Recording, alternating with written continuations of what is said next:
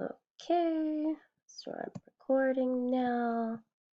I think I have that in there. Okay, so how I would describe this subject, I'd say LS Loco, just kidding, LS Drogado, LS Pomando, LS Doris,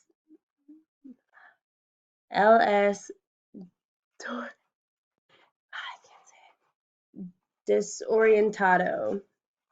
Disorientado. Yep.